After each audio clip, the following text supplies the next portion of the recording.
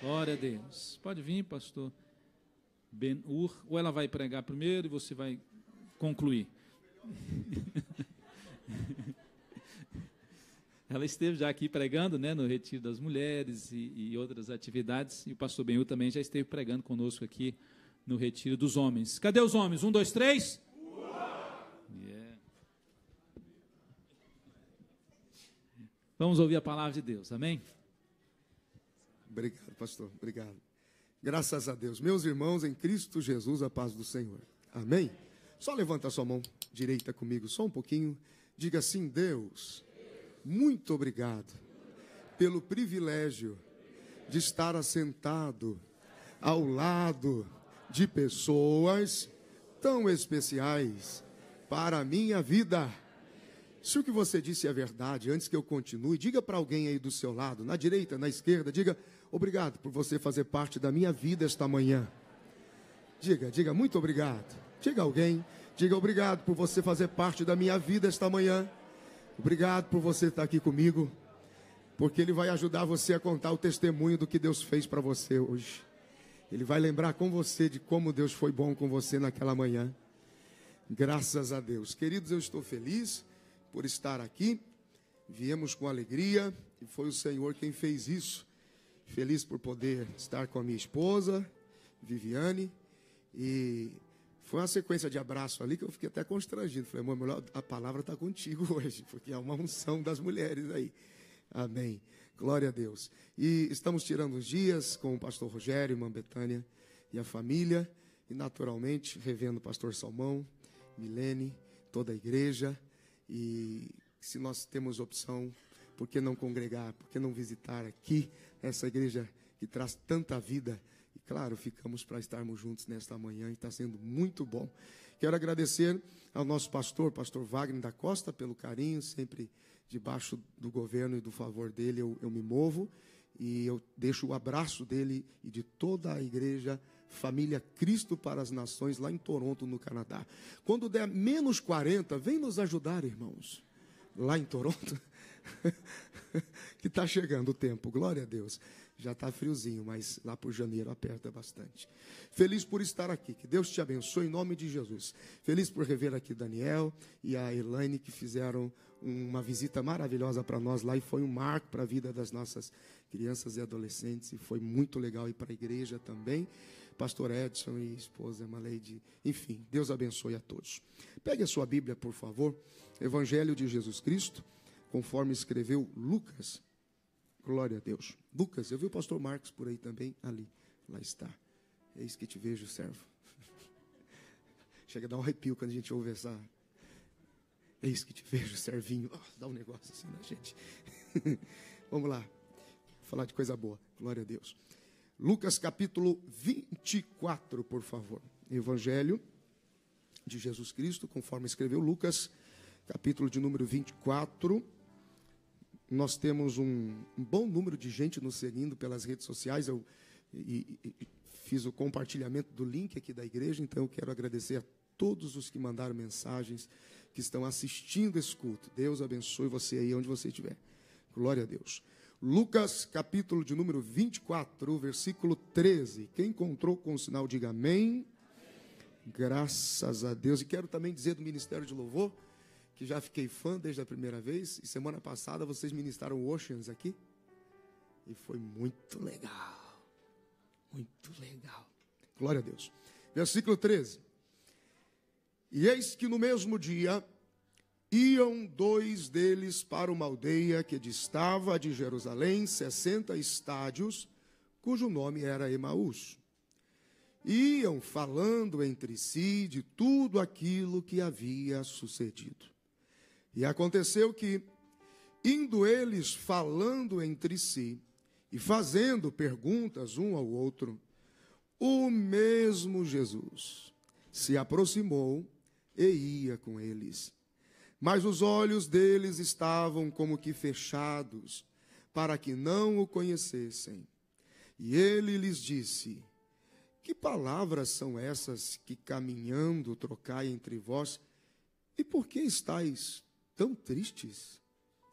E respondendo um, cujo nome era Cleopas, disse-lhe: És tu só peregrino em Jerusalém e não sabes as coisas que nela têm sucedido nestes dias? E ele mesmo lhes perguntou: quais? E eles lhe disseram: as que dizem respeito a Jesus de Nazaré, que foi homem profeta, poderoso em obras e palavras diante de Deus e de todo o povo. E como os principais sacerdotes e os nossos príncipes o entregaram à condenação de morte e o crucificaram. E nós esperávamos que fosse ele o que remisse Israel. Mas agora sobre tudo isso é já hoje o terceiro dia desde que estas coisas aconteceram.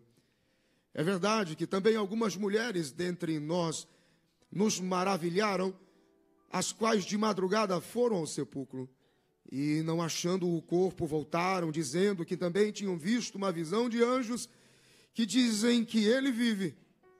E alguns dos que estavam conosco foram ao sepulcro e acharam ser assim como as mulheres haviam dito, porém a ele não viram. Então disse-lhe Jesus: ó nécios, tardos de coração para crer em tudo o que os profetas disseram. Porventura não convinha que o Cristo padecesse estas coisas e entrasse na sua glória? E começando por Moisés e por todos os profetas, explicava-lhes o que dele se achava em todas as Escrituras. E chegaram à aldeia para onde iam, e ele fez como que ia para mais longe. E eles o constrangeram, dizendo: fica, Senhor, já se faz tarde.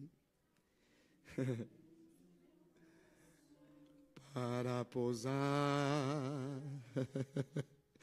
Quando ele nunca deixar, quando você nunca permitir que Jesus deixe o seu coração, ele nunca deixará você sozinho do lado de fora. Não importa o que aconteça. Mas vamos lá. Eu nem combinei com o nosso maestro aqui, ficou meio esquisito, mas ficou bom. Fica conosco. Eu não falei nada para ele, tadinho.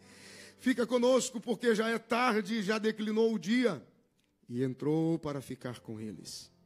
E aconteceu que, estando com eles à mesa, tomando o pão, abençoou, partiu e lhe deu. Abriram-se-lhe os olhos, então conheceram, mas ele desapareceu. E disseram um para o outro: porventura não ardia em nós o coração, quando pelo caminho nos falava e quando nos abria as Escrituras? E na mesma hora, levantando-se, tornaram para Jerusalém, e acharam congregados os 11 e os que estavam com eles. Amém. Graças a Deus. Até aqui. O texto é conhecido, eu acredito que você já o leu alguma vez, ou já foi pelo menos uma vez ministrado sobre este, que é um dos grandes momentos de Jesus, depois de estar agora ressuscitado e entre os seus discípulos e com instruções finais. E nós temos aqui dois, como a Bíblia nos diz, nós temos dois indivíduos aqui, dois discípulos que vieram de Emaús, uma distância aí de cerca de 10, 11 ou 12 quilômetros, mais ou menos, de Jerusalém, e vieram para conhecer a Jesus, ouviram a sua pregação, entregaram a vida e se envolveram no propósito de caminhar com esse Jesus. Agora eles estão retornando para casa e eles estão muito frustrados. E eles conversam intensamente entre eles, um questionando, o outro perguntando, o outro tentando convencer de que tudo ia ficar bem, mas ninguém prova nada. Que investimento nós fizemos todo esse tempo, acreditando em alguma coisa que poderia ser tão fiel, tão verdadeira, e simplesmente morre assim, e sepultado, e pedra, e parece que... Como funcionam essas coisas? E o outro talvez dizia: não, mas e as mulheres que estiveram por lá e viram o sepulcro e a pedra removida e o sepulcro vazio? Mas ninguém prova nada, porque também mais alguém foi e também ninguém viu. E eles estão... Eu não acredito que eu vou voltar para a mesma situação e vou ter que retroceder de novo. E eles estão tensos e irritados e agitados e perturbados e frustrados e muito tristes. Curiosamente, enquanto eles caminham falando sobre isso, Jesus se aproxima e vai com eles. E Jesus faz uma pergunta que é muito interessante. Fica claro que nós não somos movidos pela glória de ontem. É de glória em glória, de fé em fé. Então, para cada tempo a sua glória. Então, eles estão falando de uma situação que já havia passado. Então, a pergunta de Jesus é tão curiosa quando ele diz: por que vocês estão assim tão agitados? Sobre o que exatamente vocês estão conversando? Que palavras são essas que trocais entre vós? Por que estão tão tristes? E é interessante que na abordagem deles, quando eles olham para Jesus e o têm como estranho, como um peregrino, alheio a tudo, eles perguntam: mas por onde você tem andado? Que tudo o que aconteceu é tão bem, já foi tão bem visto e ouvido nessa região, que você é o único que não sabe o que está acontecendo. E Jesus diz: não, sobre o que exatamente nós estamos falando? Quais coisas? E, curiosamente, eles começam a pregar para Jesus. E eles começam a dimensionar tudo o que eles sabiam sobre Jesus, mas não queriam acreditar.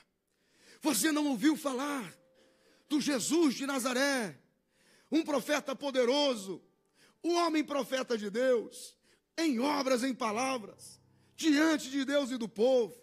Os principais, os sacerdotes, os príncipes prenderam, condenaram, crucificaram. Nós estávamos esperando que ele fosse o remidor de Israel, mas já é o terceiro dia. Nós não estamos vendo remissão alguma, está tudo parado, a gente está voltando para casa. Algumas mulheres falam dele, mas ninguém prova nada. Os discípulos foram, ninguém prova nada. E aí Jesus diz: como vocês são lentos e demorados em acreditar naquilo que vocês deveriam acreditar. E ao longo daquele caminho, Jesus pega todos os profetas do Antigo Testamento e fala sobre todos eles. Jesus pega de Gênesis a Malaquias e dá um seminário intensivo, profético, messiânico, de tudo aquilo que apontava para a sua vida e para o propósito de Deus, inclusive a cruz, a morte e a ressurreição. E à medida que eles vão sendo envolvidos por isso e se aproximam de Emaús, Jesus faz com que se distancie deles e eles sentem o coração queimar. E são curiosos, eles constrangem a Jesus para que Jesus permanecesse por mais um tempo. E enquanto eles disputavam com Jesus no nível da intelectualidade, no nível das conexões proféticas do Antigo Testamento, de todas as verdades que eles sabiam, mas não acreditavam em nada, porque, irmãos, uma coisa é triste, quando as nossas atitudes gritam mentira, quando aquilo que os nossos lábios insistem em cantar e dizer que é verdade, mas as nossas atitudes gritam mentira. É uma coisa saber e escolher. A palavra rebelião significa saber o que deve ser feito e escolher não fazer. E escolher não proceder. Eles estão rebeliados contra a verdade, eles estão resistentes às profecias, mas de repente o coração está aquecido. E quando eles dizem, fica conosco, e eles mudam o foco, eles param de encarar a Jesus cabeça a cabeça, cérebro a cérebro, entendimento a entendimento, teologia a teologia, e eles prestam atenção na atitude em que Jesus corta o pão. Eles param de disputar em um nível que não estava funcionando. Quando eles veem as mãos, veem os buracos dos cravos e vê o partir do pão. E quando eles veem, o reconhecem. E abrindo-se os olhos, porque estavam como que fechados, reconheceram, porém, ele já não estava mais entre eles. E então tomaram uma decisão imediata. Voltemos para Jerusalém. Por quê? Porque a igreja estava se reunindo em Jerusalém. De forma simples. 3 razões que eu vejo nesse texto. Por que Jesus se aproximou desses 2 discípulos no caminho de Emaús? É muito natural que eu e você também tenhamos surpresas desagradáveis ao longo da nossa vida. Ninguém levanta pela manhã declarando a desgraça, né? Você levanta pela manhã com 40 anos de idade, você olha para o espelho e diz, poxa, tem tanta gente infartando aos 40, eu podia infartar hoje. Você não faz isso. Você não levanta de manhã dizendo assim, filho de 14 anos, levanta, está na hora de você se viciar em maconha, crack, qualquer desgraça, mas faz o que todo mundo faz. Você não faz isso. Você não levanta de manhã, desperta a sua esposa e o seu esposo dizendo, hoje é o dia que nós vamos terminar a nossa relação. Hoje é um bom dia para a gente terminar. Ninguém faz isso. Tudo na vida é projetado para dar certo. Ainda que o início seja pequeno, discreto, ainda que seja tão simples e tão tímido. Eu já frequentei festa de casamento onde o bolo era decorado com pipoca colorida. E o jantar era boi ralado com pão. Já comeu isso? Carne moída no meio do pão francês? Você já fez isso? Eu e um amigo meu, nós tínhamos 14 anos, disputávamos quem comia mais, com um refrigerante do Satanás, chamado Incobal de laranja. E quente.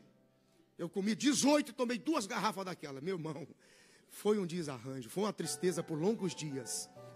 Mas era a festa, era o boi ralado, era o pão decorado com pipoca. Mas era toda a intensidade, era a nossa vida, era toda a verdade. E ninguém fica escolhendo no meio do caminho, é um momento para a desgraça. Mas a vida, ela é cheia de surpresas. E uma coisa é fato, todas as lutas que você não vencer hoje, ou você vai reencontrá-las amanhã, ou seus filhos continuarão lutando ela para sempre. Todas as lutas, todas as batalhas que nós não resolvemos hoje, os nossos filhos continuarão lutando amanhã. A gente é pego de surpresa, porque a vida é uma caixinha de surpresas. E quando nós nos envolvemos com Jesus, nós temos o desafio pela frente de nos tornarmos o corpo dele, a manifestação dele, para uma nova vida com ele. Não é apenas alguns aspectos ou uma maquiagem da religião que vai nos deixando confortáveis, então a gente consegue ter acesso a algumas portas de escapes, então a gente consegue fugir no nome de Jesus. Não, não funciona assim. Nós nos tornamos uma nova vida com Deus.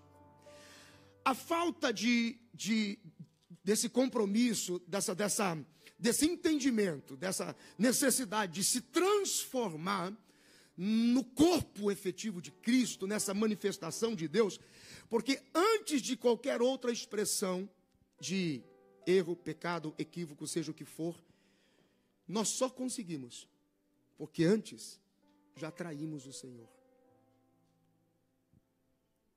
Quando você entende quem você é em Cristo, você não o abandona, você não o deixa, você não esquece assim. Quando Paulo escreve aos Colossenses, no capítulo de número 2 e no versículo de número 18, ele diz, ninguém vos domine a seu arbítrio com pretexto de humildade e culto aos anjos. Eu não vou nem me deter para não polemizar, porque a internet hoje é grande.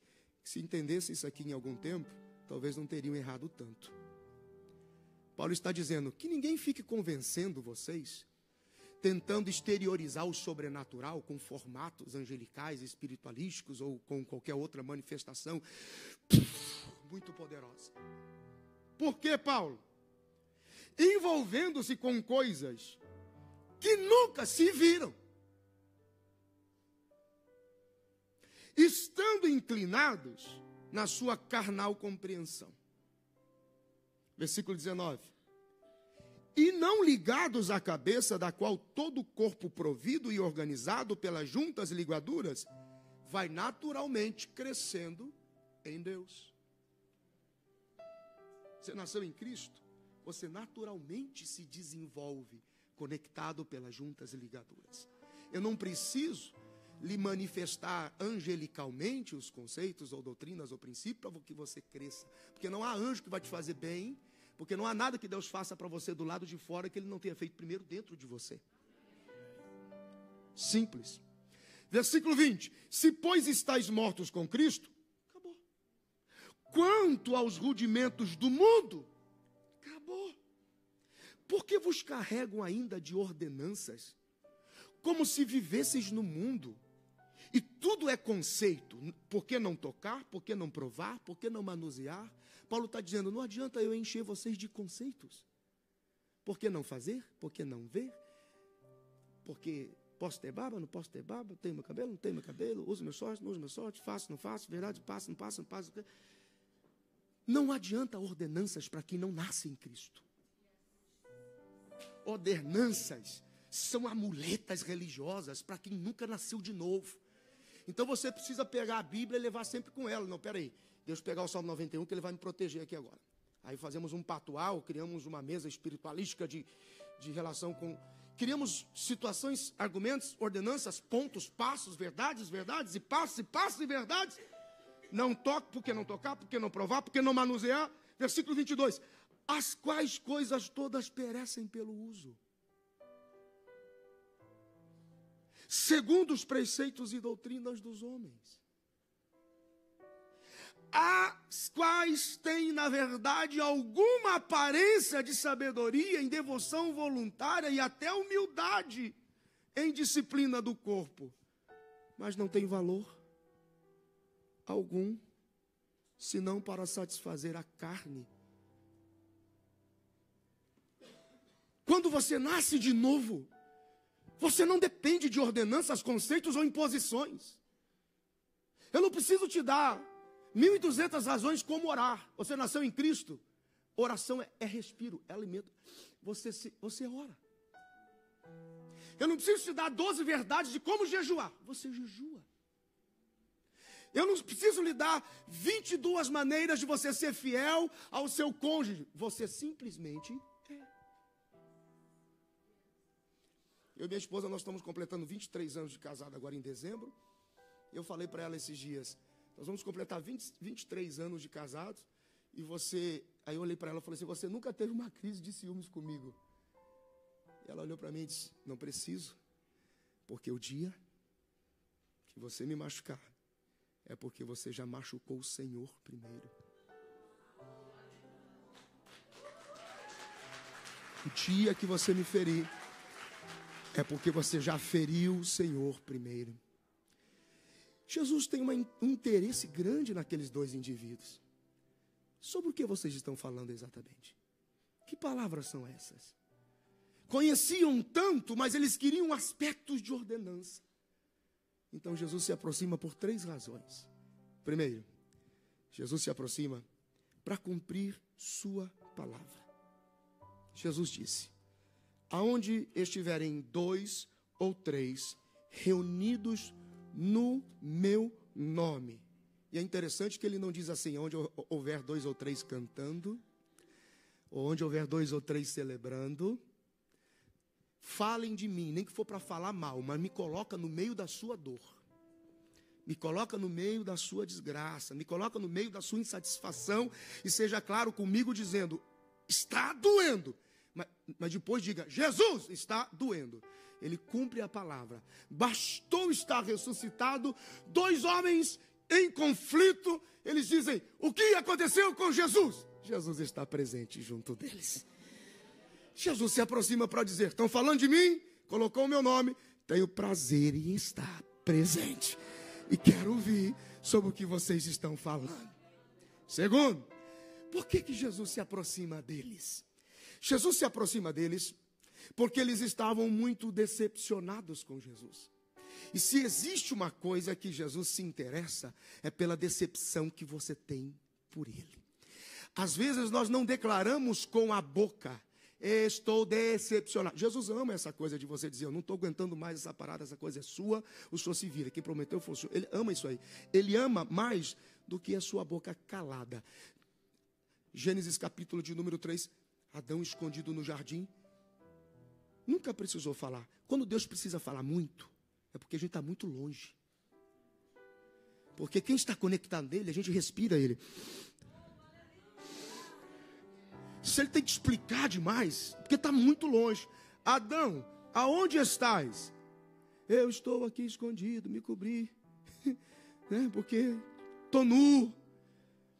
E é interessante que ele não chama Adão como um pai que chama o filho no fundo da casa, dizendo, está onde meu filho? O menino gritou aqui, o pai, tá bom. Não, porque Deus valoriza mais você perto dele do que sua voz à distância. A religião fez isso, nos ensinou a falar com Deus à distância, porque a gente se veste dela. E ele diz assim, eu não quero essa sua voz à distância, quero você perto de mim. Não, mas fica tranquilo que eu já resolvi. Eu confeccionei das folhas das folhagens uma roupa. E quem disse que é você que resolve sua vida? Não foi eu que te criei, eu visto você, eu cubro você, eu trato você, eu recupero você, eu renovo você, eu resolvo para você. Porque o espírito da religião faz com que a gente resolve para Deus. Então a gente grita de longe: I'm ok, eu resolvo, tá tudo bem. Resolve aqui pertinho de mim, que quem te veste sou eu, quem te cobre sou eu. E às vezes, o meu ponto de vista, eu acho isso fantástico. Deus prefere mais você na presença dele dizendo estou nu, do que você coberto de folhas e não falar nada. Deus diz: eu quero você nu, vazio, desprovido, desarmado, e sem qualquer resistência, completamente entregue. Eu quero que você diga: essa é a minha nudez, e eu vestirei você, eu cobrirei você, porque as minhas vestes são perfeitas e não haverá mais nenhuma acusação. Essa decepção, eles estavam tão decepcionados. O Senhor se interessa quando você diz morreu, acabou, não tem jeito. Ele se interessa porque o prazer de Jesus é mudar a sua opinião, é mudar o seu ponto de vista, é pegar toda a sua e a minha insatisfação, tristeza e dor e transformar em alegria, porque Ele é o Senhor das nossas vidas. E em terceiro lugar, provavelmente Jesus se aproxima junto deles. Eles conheciam tanto, havia tanta verdade, mas Jesus se aproxima porque eles não queriam acreditar naquilo que deveriam acreditar. Sim, morreria, mas ressuscitaria e absolutamente estaria no controle de toda a situação, não importa qual fosse o tempo, a circunstância ou o momento que eles estivessem passando. Eles precisavam ter isso em mente. O Evangelho de Jesus Cristo, conforme escreveu João no capítulo 3, no versículo 16, diz: porque Deus amou o mundo de tal maneira que deu o seu único, unigênito Filho, para que todo aquele que nele crê não pereça, mas tenha a vida eterna. O Evangelho de João, capítulo 1, versículo 12 diz: todo aquele que o receber e crer no poder do seu nome será feito filho de Deus, como ele também é filho de Deus. Paulo escreve aos Romanos no capítulo 3, no versículo 23, dizendo que todos pecaram e destituídos estão da glória de Deus. Mas no capítulo 6, no versículo 23 diz: o salário do pecado é morte, mas o dom gratuito de Deus é a vida eterna por nosso Senhor e Salvador Jesus Cristo. Jesus tem o prazer de se aproximar de nós para nos ajudar a acreditar naquilo que nós devemos acreditar, que o que disseram no sepulcro não é toda a verdade. A verdade, pedra removida, removida, sepulcro vazio, vazio, mas ele vivo, com todo o poder, com toda a autoridade, no controle absoluto da nossa vida. Eu não sei você, mas alguém aqui quando voltar para casa hoje vai ouvir uma voz assim, ó: sobre o que você está falando mesmo? Que palavras são essas? Que caminhando trocar entre vós? Por que você está tão triste? Jesus, ele é simplesmente surpreendente e ele nunca falha. Eu tenho uma família que eu conheço e eles têm um testemunho muito interessante e muito poderoso. Há alguns anos, o pai da família, o casal, uma criança pequena, ele gerenciava uma loja grande e saiu do banco para gerenciar essa loja. E a loja era uma loja de departamentos, vendia de tudo, inclusive tinha Auto Center, náutica, tinha parte de motos e tal, e aquela coisa toda, e camping, enfim, uma grande loja de departamentos. E ele comprou uma moto a preço de custo, porque os funcionários podiam pagar menos na moto. E ele então sai no outro dia pela manhã para legalizar a moto, e o caminhão, um determinado caminhão, ele cruza a avenida, o caminhão vem de lá para cá, e ele não vê, e sem freio e capacete no cotovelo, o caminhão bateu na moto, jogou ele longe, passou por cima da moto, quase passou por cima dele, mas foi o suficiente para dar o traumatismo craniano, bateu a cabeça, ficou ali desmaiado. Aí estava passando uma ambulância do corpo de bombeiro, pegou esse senhor, correram para o hospital, não tinha recurso nessa cidade, aí foram para uma cidade maior, abriram toda a cabeça, não tinha ainda ressonância magnética, então tinha que abrir tudo, tirar osso por osso, coágulo por coágulo. Na escala de Glasgow, a escala de trauma, quando ele chega de 1 a 3 já é morte cerebral. Ele chega no grau 7 vivo. O médico não entende, recebe aquele homem, começa, trata daqui, trata dali, opera, abre a cabeça e tal. Entra em coma, fica isolado no coma. 65 dias em coma, perdendo massa muscular, foi pesar 38 quilos.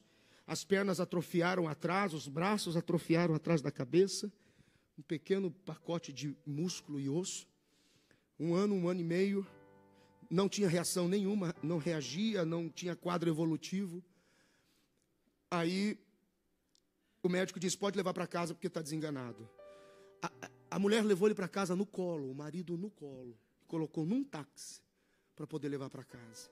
Chegando em casa, desespero, aflição, voz de suicídio. Olha o que a vida fez com você. Por que você não... Você precisa ser mais rápida que a vida. Acaba com ela antes que ela acabe com você. Esse marido já não tem mais condições. Olha a situação dele. E esse menino vai ficar sozinho. Vai virar um bandido, provavelmente. Por que você não resolve essa situação tirando a sua vida? Essa mulher vai no mercado, em desespero, compra 1 litro de leite e alguns abacates, porque ela sabia que o menino gostava de vitamina de abacate. Porque ela comprou junto um pacote de veneno para rato.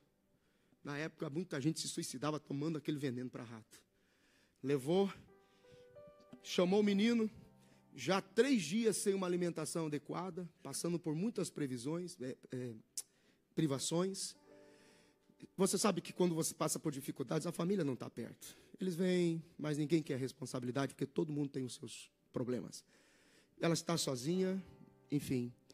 Ela prepara a vitamina, enche 2 copos de vitamina envenenada, coloca do lado do criado, senta o menino nos pés da cama, pega uma seringa grossa de 20 ml para injetar, porque o homem se alimentava por sonda de alimentação, traqueostomia, convulsões 5, 6 vezes por dia. Quando ela vai injetar a vitamina envenenada, toda fermentada, o homem está muito agitado. E o menino, o filho, diz assim, por que a senhora não liga o rádio? O pai está muito agitado. Eles descobriram que quando ele era alimentado com o rádio ligado, ele ficava calmo, ouvindo o rádio. Não podia falar por causa da traqueostomia, enfim. Ligou o rádio. Quando ligou o rádio, terminou a programação normal do rádio e começou uma programação evangélica no rádio. Aí entra um pastor pelo rádio. Quando abre, dá o prefixo de abertura, povo de Deus, povo da paz, povo do amor e da esperança. Muito boa noite, paz seja convosco. É o programa da família. Está no ar o culto da família. De repente ele para e diz, Deus me mostrar agora que há uma casa e uma família correndo risco de vida e eu vejo o espírito de morte agindo dentro dessa casa. Eu vejo uma mulher desesperada tentando tomar a sua vida, tem um homem doente, uma criança correndo risco. Aquela mulher se assusta e diz, eu vou orar agora e vou repreender esta obra do inferno dentro desta casa. Se você está me ouvindo, comece a orar comigo. Ele começa a orar pelo rádio. Em nome de Jesus, o espírito da morte sai dessa casa, sai dessa família, deixa essa casa e batalha, e batalha. Algo sobrenatural acontece. A criança vê quando a casa, que era de madeira antiga, toda pintada de verde escura por dentro. É esquisito um gosto, né? Pintar verde escuro por dentro, mas ok. Muito bem, às vezes acontece. Aí, a criança olha e vê que a luz do quarto, a lâmpada do quarto fica incandescente de tal forma que as paredes ficam brancas. E há uma ação sobrenatural no quarto e a criança levanta os olhos para a porta e vê um ser de branco. Crianças são muito sinceras, minha gente. Vê um ser de branco, tenta olhar o rosto, não consegue, tinha tanta luz. E aquele ser de branco sai da porta do quarto e começa a andar pela casa. A criança vai atrás do ser de branco. Quando chega lá, que ela vê um movimento, ela volta correndo assustada e diz, mãe, tem um homem aí dentro de casa. E eu acho que ele pulou o muro e machucou os pés, porque ele tem os pés machucados. Aonde ele coloca os pés, fica uma marca de sangue. Em toda a casa está ficando cheia de sangue. E aquilo acontecendo tudo ao mesmo tempo, de repente, os copos que estavam no criado, eles como que tivessem dado um salto, uma reação com a vitamina envenenada, o fundo quebrou e a vitamina vazou. Quando a mulher tentou pegar a seringa ficou completamente moída na mão dela. Ela pegou a seringa, desintegrou, a vitamina fugiu, caiu pelos dedos. Aquela mulher foi escorregando do lado da cama, dobrou os joelhos, e o pastor pelo rádio dizia: salvação chegou nessa casa, salvação chegou nessa casa, libertação de Deus nessa casa, e em nome de Jesus, terminou, tudo voltou ao normal, mas aquela mulher do lado da cama de joelhos, segurando a mão do marido, e o pastor dizendo: amanhã pela manhã, as nossas mulheres estão, nossas irmãs estão reunidas em oração, na consagração da manhã, venha conhecer a casa de Deus. Ela guardou, levantou no outro dia, foi, achou a igreja. Quando ela entrou, pela manhã, tudo apagado, a luz das vidraças era suficiente, uma lâmpada no púlpito só, e ela disse: Senhor, é aqui a sua casa? E ela viu quando a lâmpada ficou incandescente e apagou. Era o sinal. Ela disse: a mesma luz de ontem à noite. Ok, é aqui a casa. Encontrei a casa de Deus. Quando ela vem pelo corredor, o dirigente do ciclo de oração vai na direção dela e já começa a profetizar: filha, por que estás tão aflita? Por que tanta decepção? Por que tanta tristeza? Porventura não foi eu, o Senhor, que estive na sua casa ontem à noite? E toquei sua família? Toquei aquele homem, aquela criança, e toquei a sua vida? Não estou eu fazendo algo novo? Não sou eu Deus de coisas novas? Recebe o meu livramento, recebe a minha salvação, recebe a minha cura na sua casa. E aquela mulher, debaixo de uma ação de Deus, ela cai de joelhos. Quando ela tenta falar alguma coisa, Jesus batiza ela com o Espírito Santo. Pela primeira vez entrando na igreja, falando em línguas estranhas, o céu de Deus movendo. Enquanto isso acontecia na igreja, lá na casa, um vereador da cidade vai visitar a família, toca a porta e tal, sua mãe está aí, o menino com o pai sozinho, menino cerca de 7, 8 anos, 8, 9, 8 anos de idade. Minha mãe saiu, não sei para onde ela foi. Não, é porque eu trouxe algumas coisas aqui para vocês. E aí ele entra com uma caminhonetinha no fundo e descarrega 8 caixas de compra. Aquelas caixinhas de plástico de compra lá no Brasil. 8 caixas de compra. E foi descarregando arroz, feijão, macarrão, provisão, recurso e tal. Quando virou a última caixa, caiu uma caixinha pequena de bombom. Aí Deus já deu para o menino dom de revelação. Ele disse: essa caixa é minha. Ora, ele já entendeu o mistério, não precisou. Aí ele pegou a caixa. E naquela ação toda ele olha para aquele homem e diz assim: quem mandou isso aqui para nós? E o homem olhou para aquele menino e disse: diga para sua mãe que foi Deus quem mandou. E que Deus virá aqui de novo nos próximos 6 meses cuidar de vocês. Aí o menino, emocionado, mas curioso como toda criança, ele pergunta assim: mas quem é Deus? E o homem pensa: como é que eu vou explicar Deus? Aí o homem então cruza as pernas e abre os braços, faz o sinal da cruz e diz: lembra daquele homem pregado na cruz, que furaram as mãos e machucaram os pés? Aí o menino falou assim: saiu muito sangue dos pés? Aí ele falou: saiu muito, eu acho que saiu muito sangue. Machucou os pés? Machucou. Eu conheço Deus. O menino falou: eu conheço Deus. Ele esteve aqui em casa ontem à noite. Nessa cruz que o senhor falou, ele não está mais não, mas ele andava para lá e para cá, dentro de casa. Ontem à noite nós o vimos aqui. O homem ficou meio sem noção e foi embora. Daqui a pouco chega a mãe. A mãe chega feliz. Filho, vem aqui ver. Mostra as compras, aquele monte de arroz, feijão, macarrão, recurso, provisão. Aí a mulher abraça um arroz, um feijão e começa a saltar. E glória a Deus, Deus existe, Deus existe.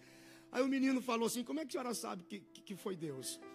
Aí ela falou: por quê? O menino falou: porque eu acho que Deus mandou um funcionário dele aqui em casa hoje. E ele disse que vai voltar mais 6 meses em casa. Aí ela abraça e disse: Deus existe, meu filho.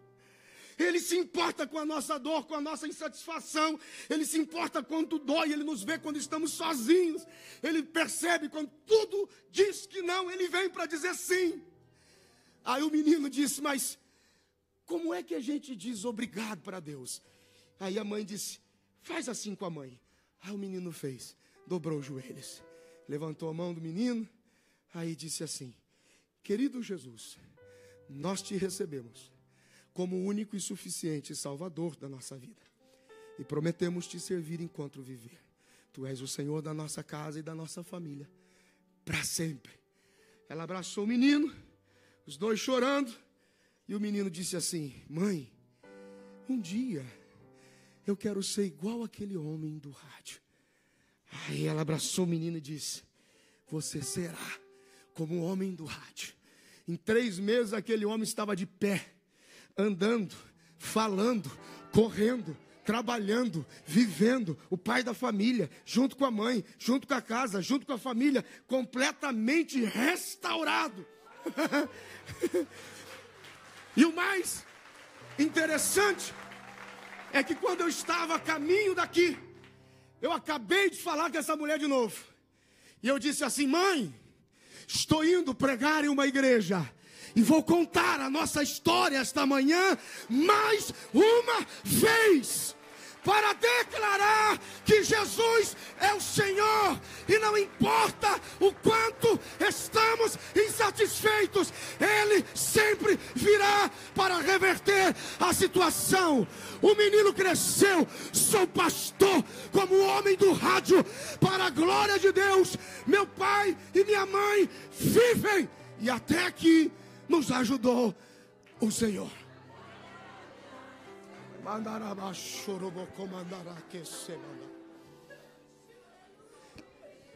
Pastor, por que eu não consigo?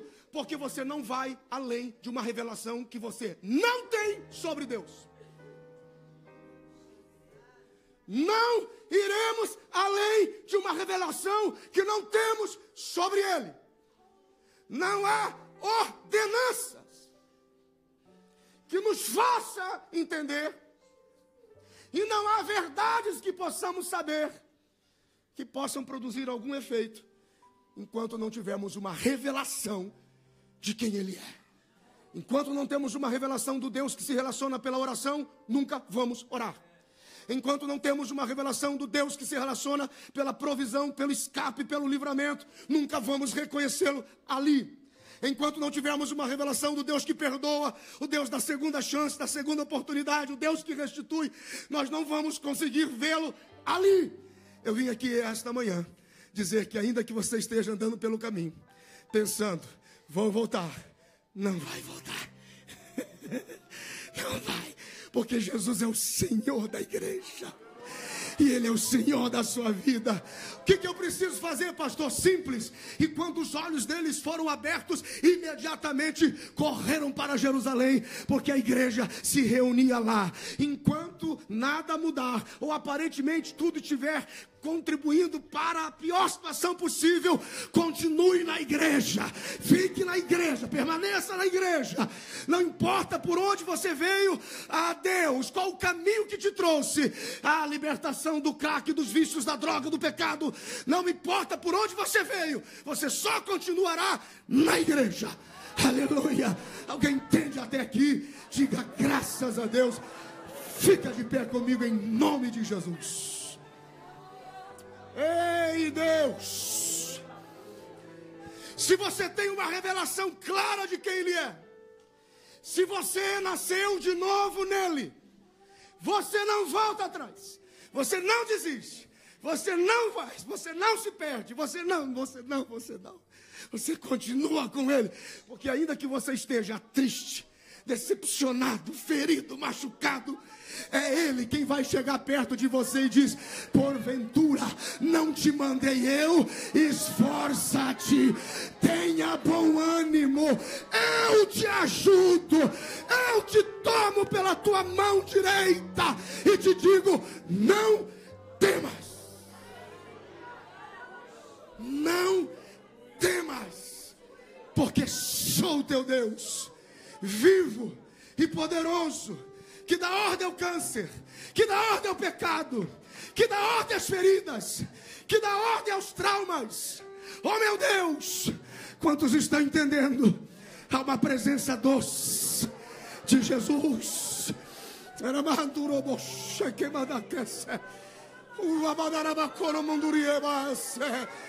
Ei, que mandará secar Jesus. Deus, passa pela tua igreja, bem perto dos teus filhos agora. Libera aquela brisa da tua voz, do teu hálito santo. Senhor, atrai sobre nós agora, libera sobre nós agora. Nós atraímos a atmosfera de quem está vivo.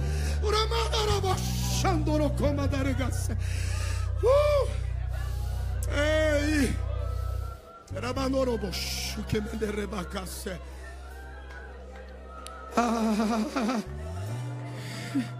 Ele é fiel, Ele é fiel, Ele está vivo, Ele é Deus, Ele pode reverter tudo, Ele pode chamar à existência aquilo que não existe. Oh meu Deus, ao fraco Ele diz ser forte, ao abatido Ele diz levanta-te, ao caído Ele diz fica de pé. Agora, o Ramandou Coxé. Oh meu Deus, amanhã será a melhor segunda-feira do resto da sua vida, porque Ele é o Deus que reverte. Quantos estão ouvindo a voz dEle aqui esta manhã? Quero orar por você. Eu preciso. Às vezes a gente não declara com a boca, estou triste, mas declaramos com o culto. O culto para, a gente se silencia, não celebramos, deixamos de responder o altar, as nossas mãos não se erguem mais, nada mais nos constrange a celebrar ou a viver aquele momento de atmosfera incrível em que Deus está presente. Às vezes não declaramos com a nossa boca, mas as nossas atitudes estão dizendo: estou decepcionado com Jesus. E esta manhã Jesus está dizendo: não quero deixar você decepcionado comigo. Eu vim aqui para mudar esse ponto de vista. O texto inicia dizendo: e souberam da verdade. Não era toda a verdade, Ele estava vivo. É o mesmo ontem, hoje e eternamente. Essa é toda a verdade. É tudo que a gente precisa saber. Ele está vivo.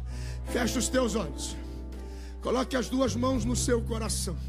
Vou precisar da sua sinceridade agora. Isso diz muito, porque a sua sinceridade atrai a presença dEle. Jesus não vem porque dói, Jesus não vem porque é muito dolorido ou porque a ferida é muito profunda. Ele não vem porque você está dizendo ai. Ele vem porque você se importa. Mas Ele vem sim porque você adora e por causa da sua fé. Fecha os teus olhos, diga: Espírito Santo, me ajuda agora. Me ajuda agora na minha sinceridade, porque eu vou deixar o meu lugar e vou ao altar. São tantas decepções, frustrações e tristezas.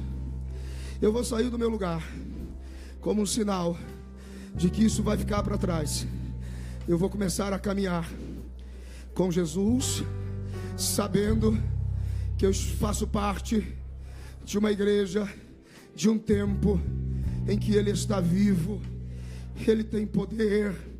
Eu vou reconhecer diante do altar que estava doendo, mas não vai doer mais. Diga: Espírito Santo, ajuda-me agora.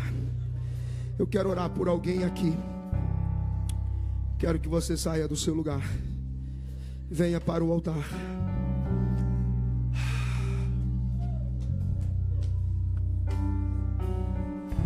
Tua promessa é real, Tu és fiel, Senhor, fiel, Senhor. Estou em Tuas mãos, confio em Teu amor, pois sei jamais falhou. Tua promessa é real, Tu és fiel, Senhor, fiel, Senhor. Estou em Tuas mãos, confio em Teu amor, sei jamais falhou.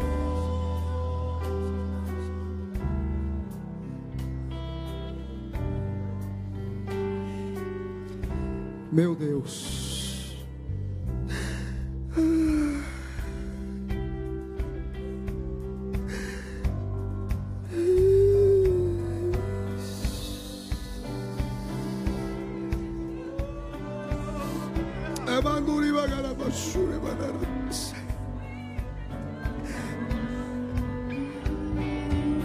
Te vi, ó Deus, mover montanhas. Eu creio que podes fazer outra vez o impossível. Possível se fez. Eu creio que podes fazer outra vez. Podes fazer outra vez.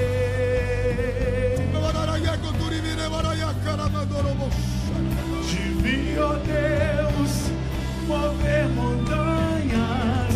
Eu creio que podes fazer outra vez o impossível. Possível se fez. Eu creio que podes fazer outra vez. Podes fazer outra vez. Podes fazer outra vez. Podes fazer outra vez. Querido Jesus, diante do altar está a tua igreja.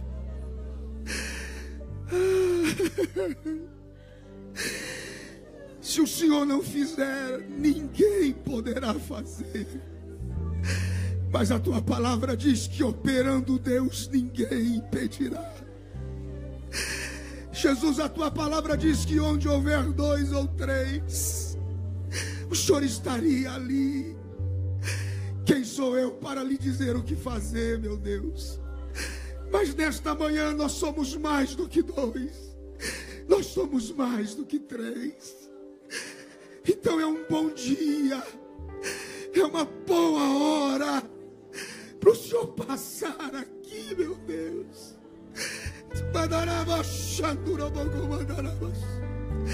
Tira a tristeza, tira a decepção agora, toda a frustração, toda a nuvem escura, Senhor, que paralisou essa gente, que paralisou esse homem, essa mulher, esse moço. Eu ordeno agora que saia no nome de Jesus, e que a tua companhia, a partir desta manhã, meu Senhor, seja restaurada na vida deles, que saiam daqui esta manhã de mãos dadas contigo.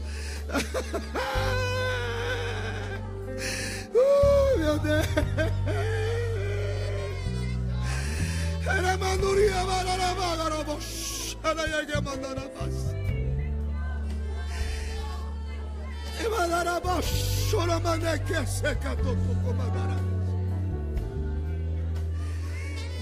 Abraça-me.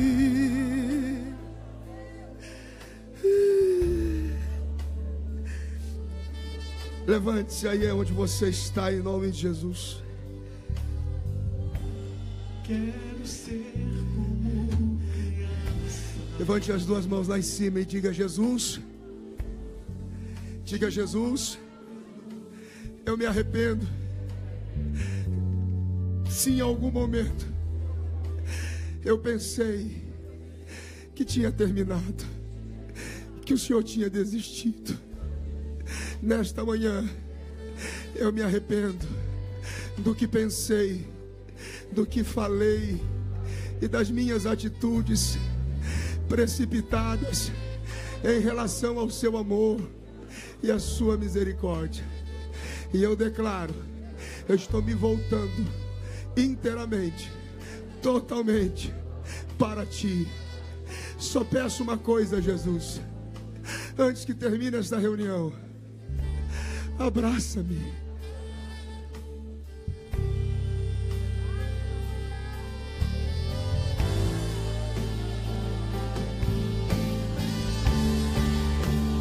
Posso vir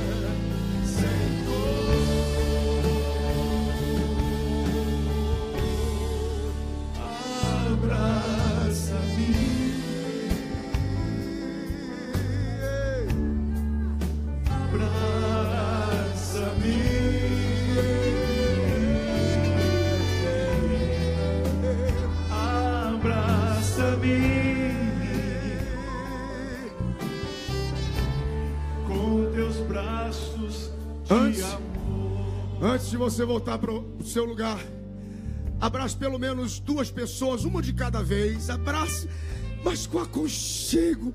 E diga assim: vai ficar tudo bem.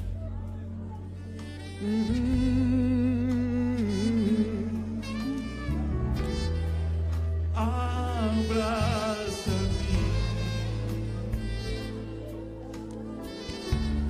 com teus braços de amor. Abraça-me, abraça-me.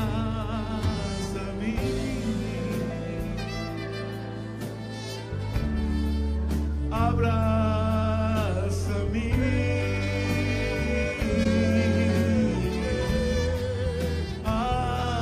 Abraça-me com teus braços de amor.